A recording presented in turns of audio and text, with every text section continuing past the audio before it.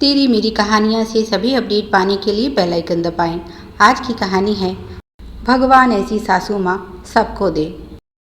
साधना जी की आंख खुली तो बेटे बहू के कमरे से फिर से झगड़े की आवाज़ आ रही थी। वह सोचने लगी, रात को भी दोनों लड़ रहे थे और सुबह होते ही फिर शुरू हो गए। पर सुबह का समय था, उन्होंने इस समय कुछ भी कहना ठीक नहीं समझा। कल ही तो वह यहाँ आई हैं, कहीं उन्हीं के कारण झगड़ा तो नहीं हो रहा। पर खुद बहू ने उसे जोर देकर यहाँ बुलाया है। अगर बहू को उनके यहाँ आने से कोई समस्या थी तो वह उन्हें बुलाती ही क्यों? ज़रूर कोई और बात है। वह उठी और रसोई में पहुंचकर अपने लिए चाय बनाने लगी। तभी पीछे से सुरभि आई और बोली, माँ, आप क्यों तकलीफ़ कर रही हैं? मुझे क्यों नहीं बुलाया? अब वह बहू से क्या कहें? तुम तो मेरे बेटे के साथ झगड़ने में व्यस्त थी, तो कब तुम्हें पुकारती? बस मुस्कुराकर इतना ही कहा, ऐसे छोटे मोटे काम तो मैं स्वयं भी कर सकती हूँ। समझती हूँ सुबह तुम्हें ऑफिस जाने की जल्दी रहती है, इसीलिए समय कम रहता है। तुम मेरी चिंता मत करो और समय से तैयार होकर ऑफिस चली जाओ। और हाँ, शाम को खाने में क्या बनाना है बता जाना, मैं तैयारी कर लूँगी। सुरभि उनके गले में बाहें डालकर झूल गई और बोली, मम्मी जी, आपको मेरा कितना ख्याल है। आप बिना कहे ही सब समझ जाती हैं। काश आपकी यह समझदारी थोड़ी बहुत हार्दिक में भी आ जाती तो कितना अच्छा होता, पर वे हैं कि कुछ समझते ही नहीं। बच्चे तैयार होकर ऑफिस चले गए और साधना जी मेड के साथ लगकर घर की साफ सफाई करवाने लगी। दोपहर का खाना तो सुरभि बना कर गई थी। नाश्ते में उन्होंने कुछ फ्रूट्स ले लिए। उन्होंने मेड के मुंह से भी सुना, साहब और मेम साहब तो हमेशा झगड़ते रहते हैं।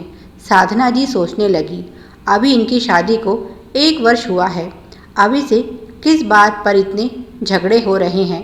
साल भर पहले तो दोनों एक दूसरे के लिए जीने मरने की कस्में खाते थे। फिर अब क्या हुआ? सारा प्यार खत्म हो गया। सुरभि और हार्दिक की लव मैरिज है। जब साधना जी को सुरभि के बारे में पता चला था तो वह पहले तो बहुत नाराज़ हुई, पर जब उसके परिवार और सुरभि से मिली तो शादी के लिए तैयार हो गई। इस 1 वर्ष में केवल छुट्टियों में ही वह बहू के साथ रही थी, इसीलिए दोनों एक दूसरे को ज़्यादा नहीं जानती। पर इतना साधना जी ज़रूर जानती हैं, सुरभि उनसे बहुत प्यार करती है और उससे भी ज़्यादा विश्वास करती है। पहले उन्हें सुरभि का यूं बात बात पर उनके गले लग जाना बड़ा अजीब लगता था। कौन बहू भला सास को ऐसे गले लगाती है? पर धीरे धीरे उन्हें सुरभि का यह प्यार जताने का तरीका पसंद आने लगा। उनकी कोई बेटी नहीं थी, पर सोचती हैं अगर होती तो शायद सुरभि जैसी ही होती। सुरभि के माता पिता नहीं हैं, चाचा चाची ने उसे पाल पोस कर बड़ा किया है और शायद इसीलिए वह हार्दिक से कहीं ज़्यादा समझदार लगती है उन्हें। पर उनकी समझदार बहू और लाडले बेटे में झगड़ा क्यों हो रहा है, यह उनके लिए चिंता का विषय था। शाम को उनके पास करने के लिए कुछ नहीं था तो उन्होंने सारा खाना खुद ही तैयार कर लिया। दोनों बच्चों ने खाना बहुत खुश होकर और उनकी तारीफ करते हुए खाया। हार्दिक बोला, जो स्वाद माँ के हाथ में है वह और कहाँ? सुरभि भी बोली, हाँ माँ, आपके हाथ का जवाब नहीं। प्लीज़ मुझे भी ऐसा ही खाना बनाना सिखा दीजिए ना। उन्होंने मुस्कुराते हुए कहा, ठीक है, सिखा दूंगी, पर यह सब सीखने के लिए तुम्हारे पास समय भी होना चाहिए। यह बात सुनकर हार्दिक बोला, माँ, फिर तो भूल जाओ, मैडम के पास अपने पति तक के लिए समय नहीं है, फिर तुम्हें समय कहाँ से देंगी? आजकल बहुत व्यस्त रहने लगी हैं। क्यों बॉस, सही कहा ना मैंने? हार्दिक की बात सुनकर सुरभि चुप हो गई और साधना जी कुछ कुछ समझ गई थी कि माजरा क्या है, पर उन्होंने इस बारे में कुछ भी अटकलें लगाने से पहले सुरभि से पूछना बेहतर समझा। सोते समय फिर से उन्हें बेटे बहू की आवाज़ सुनाई दी। सुरभि कह रही थी, तुम्हें माँ के सामने मुझे ताना देने की क्या ज़रूरत थी? हार्दिक बोल रहा था, अच्छा तो हमारी सच्ची बातें भी आजकल मैडम को ताना लगने लगी हैं। लगता है ऑफिस के साथ साथ घर में भी अब तो मुंह पर ताला लगा कर रखना होगा।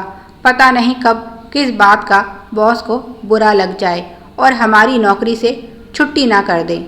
सुरभि बोली, हार्दिक प्लीज़ यह बॉस कहना बंद करो। यह हमारा घर है, ऑफिस नहीं। मैं यहाँ तुम्हारी बॉस नहीं, पत्नी हूँ। हार्दिक बोला, यही तो मैं कह रहा हूँ। तुम मेरी पत्नी हो और पत्नी बन कर रहो। ज़्यादा मेरी बॉस बनने की कोशिश मत करो। तुम्हें क्या लगता है मैं घर और बाहर दोनों जगह तुम्हारे इशारों पर नाचूंगा? सुरभि बोली, हार्दिक प्लीज़ फिर से झगड़ा शुरू मत करो। रोज़ रोज़ यह सब झेलने की मुझ में हिम्मत नहीं। और थोड़ा धीरे बोलो, भूलो मत अब माँ भी यहाँ है। हार्दिक बोला, अच्छा झगड़ा भी मैं ही शुरू करता हूँ, तुम तो कुछ कहती ही नहीं। सॉरी बॉस, अगर आपको मेरी बात बुरी लग गई हो। मैं तो भूल ही गया था, boss is always right. Surabhi गुस्से में बोली, तुमसे कुछ भी कहने का कोई फ़ायदा नहीं। पता नहीं था तुम भी बाकी मर्दों जैसे निकलोगे, अपनी पत्नी की तरक्की से जलने वाले। हार्दिक चिल्लाया, मैं तुम्हारी तरक्की से जलता हूँ? ऐसी कौन सी तरक्की कर ली है, ऐसा कौन सा मुकाम हासिल कर लिया है तुमने जो मैं तुमसे जलूँगा? तुम औरतों को आता ही क्या है, बस कुछ अदाएं और लटके झटके दिखाकर किसी को भी काबू में कर लेती हो और किसी दूसरे के हाथ का आया प्रमोशन छीन ले जाती हो। सुरभि बोली, बस हार्दिक अब तुम हद से बाहर जा रहे हो। भूलो मत तुम यह सब ओछी बातें अपनी पत्नी के बारे में कह रहे हो। हार्दिक बोला, इसी बात का तो अफसोस है। काश मैं तुम्हें पहले समझ गया होता तो आज मुझे अपने फैसले पर पछतावा नहीं होता। सुरभि रोने लगी, तो तुम्हें मुझसे शादी करने का पछतावा है? अगर ऐसी बात है तो क्यों मुझे तलाक नहीं दे देते? उसने हार्दिक का कॉलर पकड़ लिया और बोली, दो ना मुझे तलाक। देती क्यों नहीं? अब चुप क्यों हो? अच्छा सोच रहे हो अपने घर वालों को क्या बताओगे कि मैं ऐसा क्यों कर रहा हूँ? उन्हें बताते हुए शायद तुम्हें शर्म आएगी कि मैं अपनी पत्नी की तरक्की नहीं देख पा रहा, इसीलिए उसे छोड़ रहा हूँ। हार्दिक ने अपना कॉलर छुड़ाते हुए कहा, जल्दी ही तुम्हारी यह तमन्ना भी पूरी कर दूंगा। और दोनों मुंह फेर कर सो गए।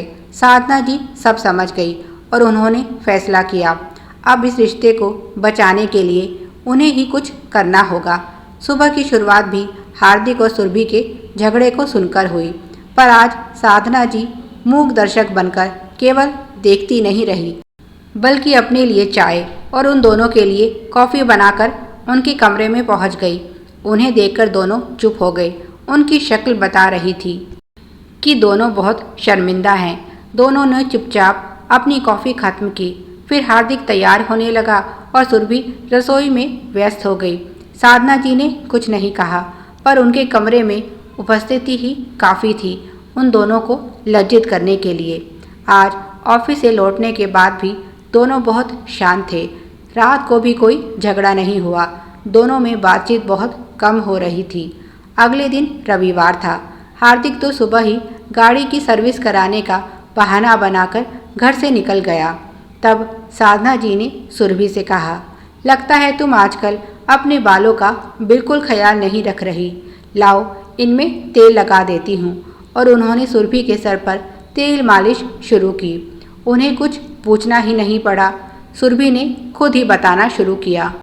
माँ, आप सोच रही होंगी कि आज सुबह हमारे बीच क्या हो रहा था। 2 महीने पहले मेरा प्रमोशन हुआ था और तब से यही हमारी दिनचर्या बन गई है। मैं और हार्दिक दोनों ही बहुत मेहनत कर रहे थे, पर प्रमोशन तो केवल किसी एक को ही मिल सकता था। हार्दिक को लगता है यह प्रमोशन मैंने अपनी मेहनत से नहीं, बल्कि बॉस को गलत तरीके से प्रभावित करके पाया है। और वह रोने लगी। माँ, हार्दिक मुझे तलाक देना चाहता है। मैंने फैसला किया है कि मैं यह जॉब छोड़ दूंगी। अपनी शादी को बचाने का मुझे यही रास्ता नज़र आता है। साधना जी मुस्कुराई और बोली, सुरभि, तुम कब से इतनी कमज़ोर हो गई बेटी? जिस चीज़ को पाने के लिए तुमने दिन रात मेहनत की, उसे बस ऐसे ही केवल पति के अहंकार की खातिर छोड़ दोगी? क्या यह सही है? सुरभि बोली, माँ जानती हूँ यह बिल्कुल ठीक नहीं और ऐसा करके मैं खुश भी नहीं रहूँगी। पर हार्दिक की खुशी शायद इसी में है। साधना जी बोली, सुरभि, वह तुम्हें प्यार करता है और तुम्हारे दुखी रहने से वह खुश कैसे हो सकता है? तुम चिंता मत करो, मैं उससे बात करूँगी। सुरभि रोते हुए उनके गले लग गई और बहुत देर तक रोती रही। शाम को हार्दिक वापस लौटा तो साधना जी बोली, बेटा हार्दिक, मैं तो घर पर रहकर बोर हो गई हूँ। आज संडे के दिन भी तुम मुझे कहीं घुमाने नहीं ले गया। हार्दिक बोला, माँ, बस इतनी छोटी सी बात, मैं अभी तैयार होकर आता हूँ। आप भी तैयार हो जाइए, फिर हम दोनों घूमने चलेंगे। घर से कुछ दूरी पर एक शांत और खूबसूरत जगह थी। दोनों वहीं आ गए। साधना जी ने उचित अवसर देखकर बेटे से पूछा, हार्दिक, आजकल तुम दोनों के बीच क्या हो रहा है? हार्दिक को माँ से इसी प्रश्न की आशा थी। वह बोला, माँ, मैं अंदर ही अंदर घुट रहा हूँ, यह जानते हुए भी कि सुरभि मुझसे कहीं ज़्यादा काबिल और मेहनती है। मैं इस सच्चाई को स्वीकार नहीं कर पा रहा कि सुरभि अब मेरी बॉस है। सुरभि की इसमें कोई गलती नहीं, पर फिर भी मैं उसे अपनी नाकामयाबी की सज़ा दे रहा हूँ। माँ बोली, तू जानता है सुरभि यह नौकरी छोड़ने वाली है। सुनकर हार्दिक बहुत हैरान हुआ और बोला, माँ, उसने बहुत मेहनत की है, घर और ऑफिस दोनों को बहुत अच्छी तरह से संभाला है। वह ऐसे कैसे यह नौकरी छोड़ सकती? मैं उसे ऐसा नहीं करने दूंगा। साधना जी ने शांत स्वर में कहा, पर वह यह तेरी खुशी के लिए कर रही है। उसकी सफलता का जश्न मनाने की जगह अगर तू उसे इसी तरह तकलीफ पहुंचाता रहेगा तो और क्या करेगी वह बेचारी? हार्दिक बोला, माँ, तुम इतनी अच्छी हो, पर मैं तुम्हारा बेटा होकर भी इतना बुरा कैसे हूँ? वह मुस्कुराई और बोली, तुम कहाँ बुरे हो, बस थोड़ा अहंकार है तुम्हारे अंदर, अपने पिता की तरह। सुनकर हार्दिक चौंका और माँ मुस्कुराई, बोली, कुछ याद आ रहा है? और हार्दिक को अपना बचपन याद आने लगा। उस समय हार्दिक बहुत छोटा था। माँ और पिताजी में अक्सर झगड़ा होता। वह कुछ समझता नहीं था, पर इतना पता है माँ की कभी गलती नहीं होती थी। दादा दादी पिताजी को माँ के खिलाफ भड़काते और घर में कलेश होता। एक दिन माँ ने वह घर और पिताजी को हमेशा के लिए छोड़ दिया। साधना जी बोली, जो गलती तुम्हारे माँ बाप ने की आज तुम वही करने जा रहे हो। उस समय तुम्हारे पिताजी अहंकार के कारण कुछ समझना नहीं चाहते थे और मेरा अहंकार भी झुकने को तैयार नहीं था। नतीजा एक सुंदर और प्यारा परिवार टूट गया। साधना जी उस समय वर्किंग थी, घर और बाहर दोनों अच्छे से संभालती, पर सास उनके चरित्र पर लांछन लगाती। अगर किसी सहकर्मी के साथ उन्हें देख लेती तो तुरंत उसके साथ रिश्ता जोड़ देती। उनका शालीन पहनावा भी उन्हें भड़कीला नजर आता और इस तरह सास ने आग में घी डालने का काम करते हुए आखिर उन्हें और पति को अलग होने पर मजबूर कर ही दिया। माँ की बातें सुनकर हार्दिक उठा और बोला, नहीं माँ, मैं पिताजी की तरह कभी नहीं बनूंगा। मैं तुम्हारा बेटा हूँ, मैं अपनी गलती सुधार लूँगा। उसी समय वह माँ को लेकर घर पहुँचा और उन्हीं के सामने सुरभि से माफ़ी मांगी। उसने जल्दी ही नौकरी बदल ली, क्योंकि यहाँ बहुत से लोग ऐसे थे जो उसे सुरभि के खिलाफ भड़काते थे और सुरभि और उसके बीच यह दूरियां शायद उन्हीं की बातों का नतीजा थी। जब दोनों के बीच रिश्ता फिर से सामान्य हो गया तो साधना जी वापस अपने घर लौट आई। उन्हें बहुत सुकून था कि एक रिश्ते को तो वह टूटने से बचाने में कामयाब रही। काश इसी तरह उनकी सास ने भी थोड़ी समझदारी दिखाई होती तो आज वह जीवन की इस संध्या बेला में अकेली ना होती। उस समय गुस्से और गलतफहमी में उठाया गया यह कदम आज भी साधना जी के साथ साथ उनके पति को तकलीफ पहुंचाता है। कहने को तो उनके पति ने दूसरी शादी कर ली है और उनका अपना परिवार है, पर फिर भी साधना जी की कमी आज भी वह जीवन में महसूस करते हैं और अपने निर्णय पर पछताते हैं। सुरभि खुद को बहुत भाग्यशाली मानती है जो उसे साधना जी जैसी माँ रूपी सास मिली और ईश्वर से प्रार्थना करती है कि सभी को ऐसी अच्छी सासू माँ दे। जो रिश्ते को तोड़ने में नहीं जोड़ने में यकीन रखती हैं। प्यारे दर्शकों, आप सभी की सुविधा के लिए चैनल पर सैकड़ों कहानियाँ उपलब्ध हैं, उन्हें भी पढ़ें और अपना प्यार दें। धन्यवाद। Please like, share and subscribe. Thanks for watching.